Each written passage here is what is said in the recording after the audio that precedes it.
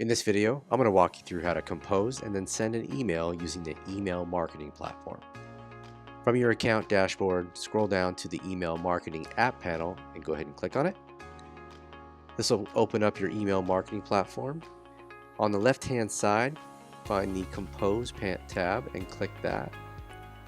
And then we'll begin writing our email. First thing you'll want to do is decide who you're going to send this to. I've got a number of lists here in my email marketing platform.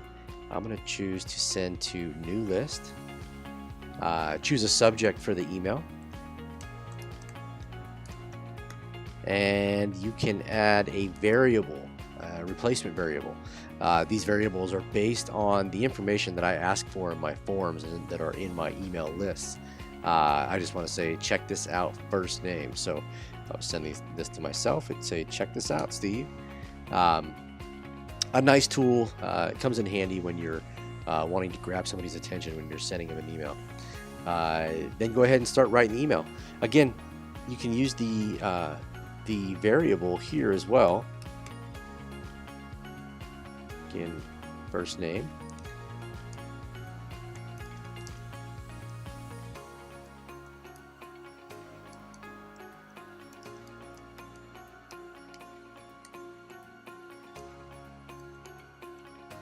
And then sign.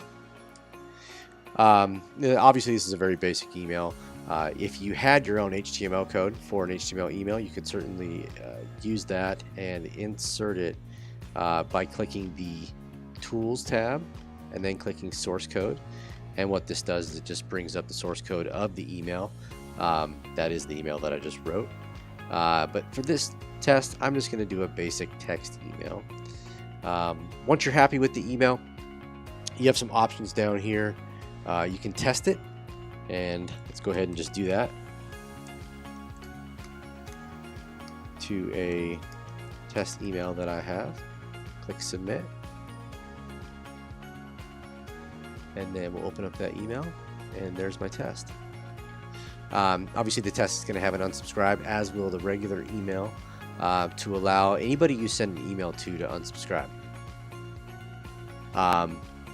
You also have the ability to preview that email. Again, very basic text email, so the preview is going to look a lot like the regular email, or excuse me, the email that we're composing. And then you can send it or save it for a later date, and I'll just show you what this does. We'll go ahead and go to schedule, and you can see that I've just saved this draft, basically. Now, let's say I'm in the middle of writing an email, something comes up, I'm not able to complete it. I can save it and then go ahead and continue that at a later date. It comes in handy when you're trying to create a bunch of creatives. You want to just build them all now and then maybe send them later.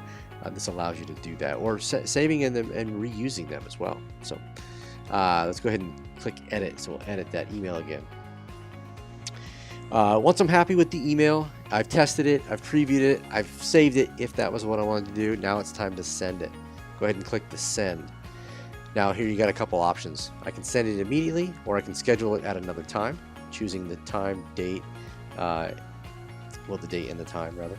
I can even choose to send it to a portion of my email list. Now, this email list that I'm testing only has one user, so it's 0 to 1, so that's really going to help me in this case. So I'm going to go to all subscribers, and for this test, we're going to send immediately, and just go ahead and click submit.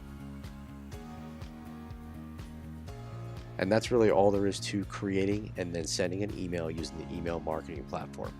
A couple things you'll want to do is, if you have access to the email, if you're included in that list, make sure it's sent.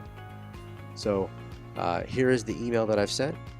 You can see that it uses my name.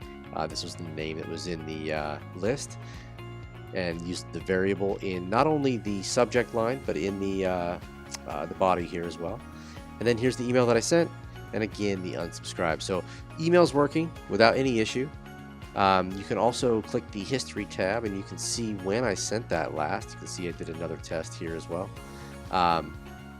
Shows that I sent this test on 7/7/2017. Say that 10 times fast.